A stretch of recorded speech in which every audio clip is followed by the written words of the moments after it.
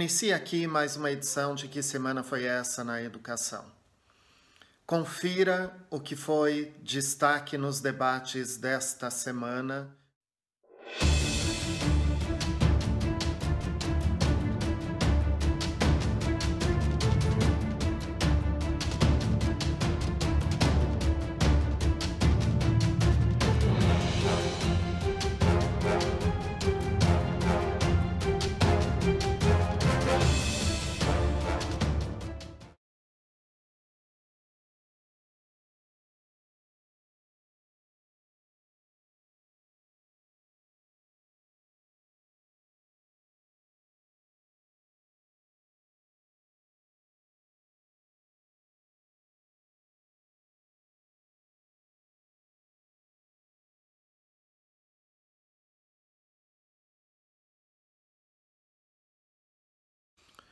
Essa semana, o professor Luciano Meira, da Universidade Federal de Pernambuco, deu uma entrevista sobre como pensar na educação pós-cenário de pandemia.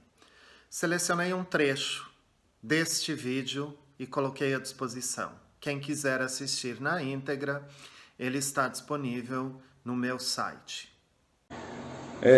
Obviamente é muito difícil fazer esse tipo de projeção ou futurologia do campo da educação, mas podemos analisar o que tem sido feito e o que podemos esperar do novo normal com base em alguns parâmetros. Primeiro, é importante considerar que essa nova forma de organização social que vivemos, ela pode ser analisada do ponto de vista de uma reconfiguração da articulação entre o espaço e o tempo. Assisti essa semana uma entrevista do Eduardo Chiniachik sobre competências socioemocionais. Foi promovido pela Undime. Separei alguns trechos e estou colocando à disposição de vocês. Espero que vocês gostem. As competências socioemocionais fazem parte da trajetória de todo ser humano e, principalmente, é a parte que define exatamente tudo aquilo que vai ser a trajetória de um ser humano. A educação, ela vive exatamente a grandiosidade do ser humano. É o educador, é o coordenador, é o gestor, é o dirigente, mas todos extremamente focados em criar essa experiência humana. A ação do acolhimento é a ação mais poderosa que nós vamos poder fazer em todos os momentos. É isso que eu costumo dizer. Para todos nós, no momento de crise, a coisa mais importante é que o líder se apresente com clareza, com convicção e, principalmente, com uma atitude acolhedora e orientadora. Tem um título do Carlos Drummond de Andrade que é fantástico, que é Amar se aprende amando. Parece que uma coisa tão óbvia, né, que se a gente quer amar, a gente vai aprender de que forma? Amando. As competências socioemocionais, por isso que tem uma parte muito bonita da BNCC dentro disso, que a gente não está mais falando só de conteúdo, a gente está falando da experiência. Então, por exemplo, como que a gente aprende autoconfiança? Como que a gente aprende a se dar valor para aumentar a minha autoestima? Como que eu faço para lidar com as minhas emoções? São práticas, assim, cotidianas, que quando a gente vai colocando, eu costumo dizer, tem algo que é difícil de ser feito, algo que parece muito difícil, até a hora que eu faço, uma vez, e aí eu começo a sentir uma certa confiança. Eu ainda me sinto inseguro, mas eu faço a segunda vez e já me sinto mais confiante, a terceira já me sinto mais confiante. Mas quando alguém vem de fora e diz assim, parabéns por você ter superado. E aí, para uma criança, toda criança e todo adolescente é um solo fértil. Então, se o educador, nesse momento, é uma fonte de estímulo, de estar sempre semeando esse valor, esse sentimento de estar amparado, esse sentimento de estar se sentindo amado, parece que o tempo todo as competências socioemocionais, elas estão presentes. Esta semana, bati um papo com a professora Leonora Quintas, especialista em avaliação. Selecionei alguns trechos da entrevista. A avaliação ela foi pensada como um fator que predominava somente no final de um período, e agora a gente pensa a avaliação junto com o momento em que eu penso o ensino e o momento que eu penso a aprendizagem. Qual é a tarefa que você vai propor? Esta tarefa permite uma interação, inclusive com as pessoas que estão em casa? As perguntas que você vai fazer são provocações que ele pode utilizar até a internet, que ele pode utilizar as pessoas de casa para que ajudem a pensar sobre a proposta que está sendo feita, e não alguém que dê respostas. Vejam as principais considerações da Cátedra da USP de Educação Básica sobre esse período de pandemia. Aspectos abordados de saúde, de educação, de isolamento social. 8 especialistas dão a sua opinião. Usando, então, esse diálogo de uma doença com a sociedade como um instrumento de, digamos, recuperar o encantamento do aprendizado, né?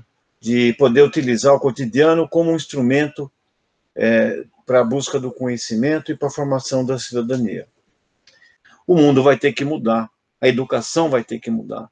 E nós vamos ter que incorporar, sinceramente, na educação, promoção da saúde, organização das cidades, e retomar um conteúdo muito importante de diálogo entre as ciências humanas e as biológicas, e não separar o conhecimento em caixinha. Onde chegavam os sapiens, acabavam os grandes mamíferos.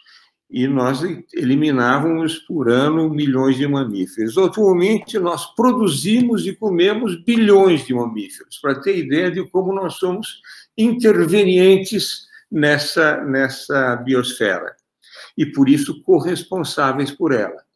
Esse processo epidêmico se torna pandêmico, né? Vocês estão verificando aqui nesse gráfico, começa na China, os casos vão sendo registrados e mortes vão sendo identificadas. Irã, Itália, Coreia do Sul, muito rapidamente outros países europeus, e tem um país que, com uma velocidade muito grande, começa a se destacar na ocorrência de casos e de óbitos. Isso cobre o mundo inteiro. Vocês estão vendo que o Brasil também começa a aparecer. Esses dados são atualizados até ontem, os dados mais recentes existentes. A descrição é uma coisa, a prescrição é outra. A descrição leva a esses gráficos maravilhosos que o Naumar acabou de nos apresentar. Esse é o elemento descritivo. Mas nenhuma descrição leva automaticamente a uma prescrição. Sempre é necessário interpretar, e se a descrição parece uma questão de matemática, você escolhe a curva, muda a curva, na expectativa de mudar o fenômeno, a prescrição é uma questão ética. O Bertrand Russell fez uma conferência uma vez sobre as funções de um professor. E ele diz, as funções de um professor, resumindo a conferência, que virou um livro, são duas. Primeiro, evitar que na cabeça dos alunos se consolidem narrativas unárias, quer dizer, a gente conte a história de uma maneira que só existe uma maneira de contar, que é essa, as outras são tudo embromação. Isso é um perigo. Ele diz, as narrativas unárias estão na origem de todo dogmatismo, e todo dogmatismo é detestável. Então, se o professor construir o conhecimento de forma a não haver espaço para narrativas unárias, ele já está cumprindo a sua missão. E a segunda função do professor é evitar que na cabecinha dos alunos ou de qualquer faixa etária se consolidem narrativas binárias, porque a narrativa binária fomenta o extremismo. Se só existem essas duas posições, eu tenho que dizer de que lado que eu estou. O unário é o dogmático, o binário é o extremismo, e ele diz, as narrativas, não é, que compõem o conhecimento, a ciência como uma narrativa, todo o conhecimento como uma narrativa, são multivariadas, não são conto de fadas, que só tem o bem e o mal, o herói, o vilão, a bruxa, a fada. Isso é para iniciação, mas a vida não é um conto de fadas. O simplório entendimento de saúde, identificado apenas com mais hospitais, precisa dar lugar a uma ideia de bem-estar coletivo e de saúde pública, proporcionada por um conjunto articulado de políticas sociais e econômicas. A situação atual, né, essa pandemia produzida pelo coronavírus, ela perturba a nossa saúde mental, porque ela desorganiza, porque ela propõe como medida, e medida sábia, pelo que nos ensinou o professor Saldiva, né, como medida de diminuição enquanto nós não temos vacina, enquanto nós não temos medicamentos e não temos outras formas de enfrentamento desse problema, ela nos propõe o distanciamento social como um recurso, né, necessário para que se possa, neste ínterim, não é, encontrar soluções medicamentosas, soluções de vacina, etc. Né? O problema, né, que eu gostaria de lembrar para os colegas é que essa mudança que desequilibra, que perturba, né, a nossa condição ordinária de vida, né, as nossas formas de sobrevivência, nossas formas de distração, ela perturba, e em perturbando, ela nos estressa. Né? E o distanciamento social, ele pede, né, uma outra forma de nós efetuarmos trocas coletivas, trocas com os outros. Né? E aqui eu quero, se vocês me permitem, eu quero rapidamente colocar a diferença entre o contato físico, né? Porque a vida social ela é tão física quanto o cheiro, a luz, né? O olhar, o ver, o ouvir, o toque. Né? As crianças pequenas precisam do contato sensorial motor, precisam de ouvir. Né? A criança aprende a falar ouvindo no primeiro ano de vida, né? Sobretudo das pessoas que são caras a ela, né? As coisas da vida. Né? Então, o que eu quero dizer é que a mediação virtual, né, esse mediador virtual, que é graças ao qual, por exemplo, nós podemos estar juntos, ainda que distanciados fisicamente, né, ele é uma coisa maravilhosa. O problema do distanciamento social, como forma de enfrentamento, né, que evita um contágio físico que ameaça a nossa saúde, né, ele integra, mas ele não substitui o contato físico. Em que medida os currículos da educação básica incorporam a questão da saúde humana? Em que medida essa questão é tratada nos currículos de formação de professores? Um dos valores que aparece na base é a saúde, né? Mas ela aparece agora num contexto de ideias de preservação da vida humana, que se associa à preservação da natureza. Que a participação sistemática das mulheres na política é um fenômeno recente. Depois de passarmos por todo esse período de isolamento, será que o papel do professor ainda continua sendo o mesmo? Na biologia, a gente aprende uma coisa muito importante sobre a natureza. A única constante é a mudança. E isso é uma certeza. Tudo bem, pode não acontecer tão de repente, mas os ambientes estão em transformação permanentemente. E não é a espécie mais forte que sobrevive. A competição sempre é ruim para os dois lados.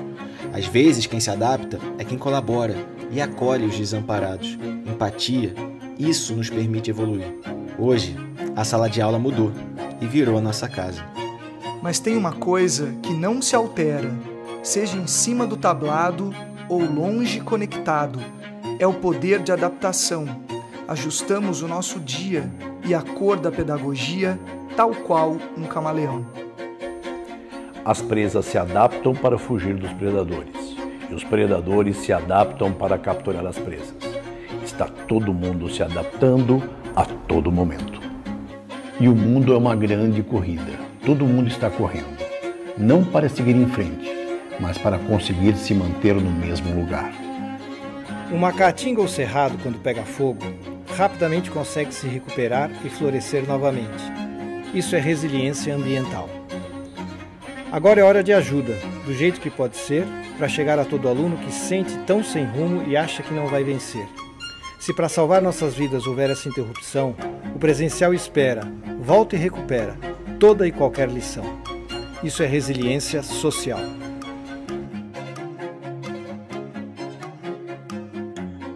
O cordel é dedicado aos amigos professores, estendo a palavra e a mão a todos da educação que vivem tantos tremores.